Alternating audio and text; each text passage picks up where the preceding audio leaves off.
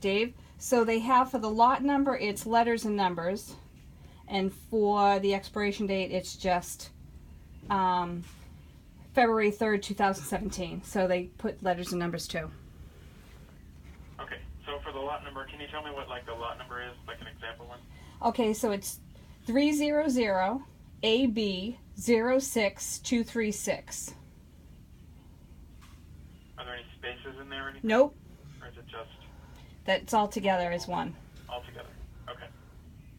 So what we'll do, we can always change this, but what we're going to do is three numbers, 2 letters, and then 5 numbers. Mm-hmm. And so then we'll test that out to make sure that that one you just said, that was 300 AB 06236. And that worked. Yep. Okay. So we'll come back here. So now this makes our peracetic acid. And we've got that set up. So the next thing that we should make is the disinfecting locations here. So Okay. this is effectively like your basins or your machines. If you have like 4 basins, you could do 1, 2, 3, 4, or whatever. Like where are they putting the physical scope? The scope goes into the System 1E, so it actually goes into the tub. Okay. So it has to sit a certain way. One or multiple? I only have one System 1E. Okay. Okay.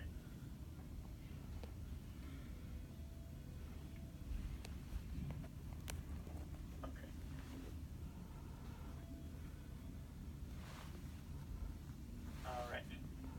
And we're going to mark this as a part of your decontam step because that's what's happening. We're cleaning it. And I think we may want to come back to this, but so at the end of the workflow, when it's this kind of depends on what kind of workflow you're doing, but if it's in the System 1E, where are you typically scanning the scope after that? Once it's done, it's passed, it's complete, where does it go after that? It goes into prep and pack for assembly. Prep and pack, okay. So the user's going to have the option at the end to say, where am I sending it? And my question to you would be, do we do like prep receipt? Yep. Or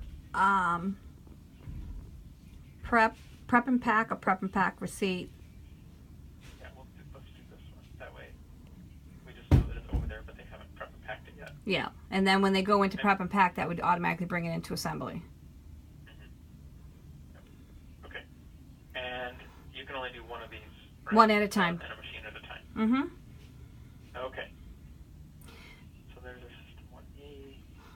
When you are cleaning it, Okay. where, when it's going through the leak test, when it's, when you're doing the protein test, where is that at? Like,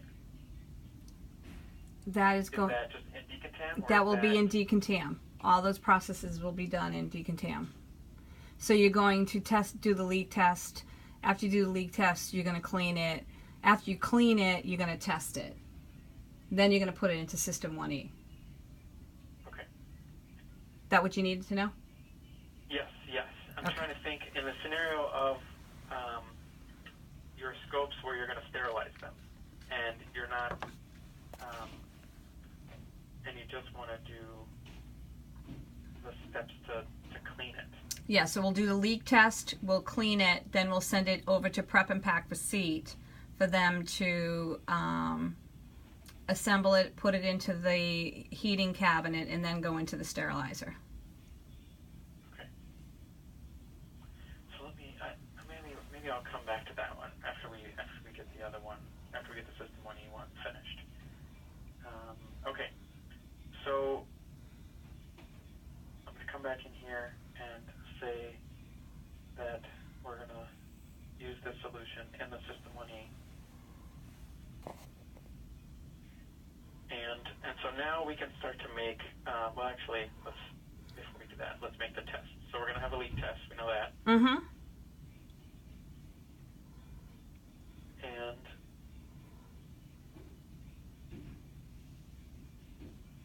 there's two options here. One, the second one here. Remember that box that I got saying this requires maintenance if it fails? Yeah. If you want them to get that, then you check this box. Okay. Do you want that? Yeah. You Yes. want to just wait?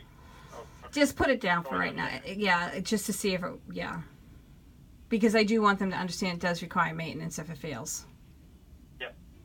And this other box here, what this one controls is whether or not it's, marked as disinfected, even if this test fails. So, for example, what we've heard from other folks is something like a leak test.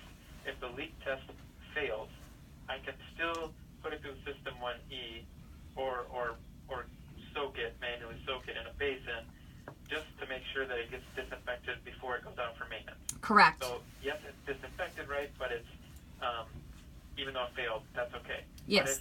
But if we make a test for your protein test and it fails that, no way.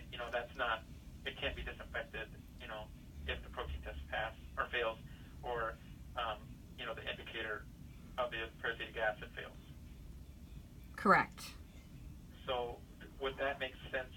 It sounds like for you, then, if the leak test Feels. That needs. okay. That is, if it fails, it needs to be rechecked again.